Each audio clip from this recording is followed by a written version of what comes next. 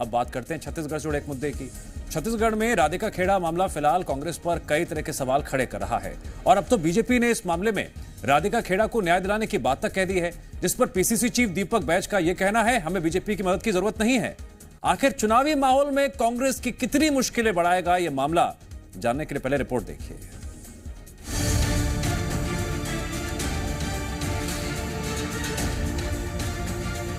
छत्तीसगढ़ प्रदेश Congress committee के दफ्तर में पार्टी की प्रवक्ता राधिका खेड़ा और राज्य में मीडिया कोऑर्डिनेटर सुशील आनंद शुक्ला के बीच कथित तौर पर दुर्व्यवहार का मामला फिलहाल शांत होने का नाम नहीं ले रहा। एक तरफ जहां राधिका खेड़ा लगातार सुशील आनंद शुक्ला समेत कांग्रेस को घेरती नजर आ रही हैं, तो वहीं दूसरी ओर बीजेपी ने इस पूरे मामले को जोर शोर से उठाना जारी रखा है। इसी कड़ी में आज भी बीजेपी नेताओं के कई बड़े बयान सामने आए, जिनके सामने आने के बाद एक बार फिर इस मामले में सियासत तेज होती नजर आई।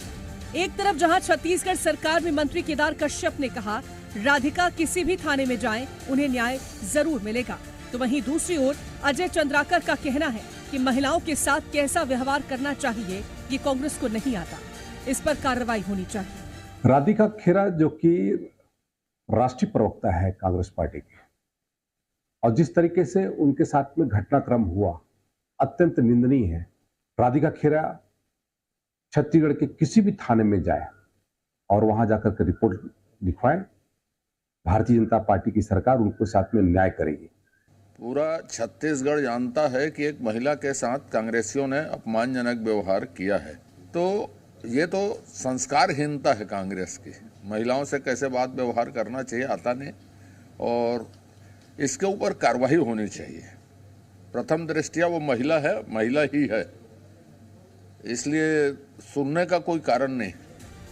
एक तरफ जहां राधिका खेड़ा मामले में बीजेपी की ओर से कांग्रेस का घेराव जारी है, तो वहीं दूसरी ओर कांग्रेस के प्रदेश अध्यक्ष दीपक बैज का कहना है कि बीजेपी की मदद की हमें कोई जरूरत नहीं है।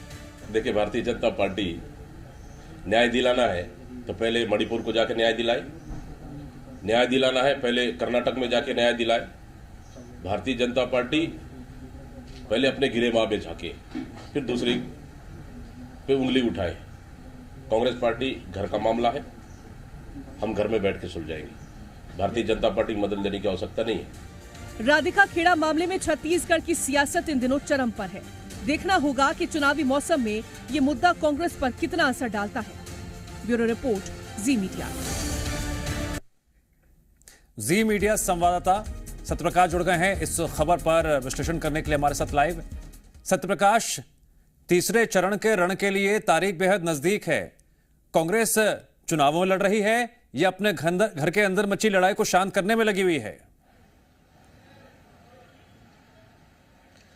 देखिए, फिलहाल तो जो स्थिति दिखाई दे रही है, कांग्रेस चुनावों में जरूर लड़ रही है, लेकिन घर के भीतर कई सारी अलग अलग तरह की लड़ाइयां हैं। उन लड़ाइयों से भी लड़ने का, निपटने का, सेटल आउट करने का काम जो है चल रहा है। क्योंकि आप देखें तो पिछले दिनों में कई सारे कांग्रेस के नेता कांग्रेस पार्टी को छोड़कर भारतीय जनता पार्टी को ज्वाइन कर लिया है। उन्होंने भारतीय जनता पार्टी का दामन थाम लिया है। इसके बाद कई सारे आरोप भी कई सारे कांग्रेस के नेता, वरिष्ठ कांग्रेस के नेताओं पे लगाते हुए नजर आए, और उस दौरान भी उन तमाम मामलों को शट आउट करने की जो है वो जहमत उठाते हुए वरिष्ठ नेता नजर आए। और अब फिर से एक इस बीच में नया मामला है सामने निकल के आ गया, जो राधिका खेड़ा विवाद है।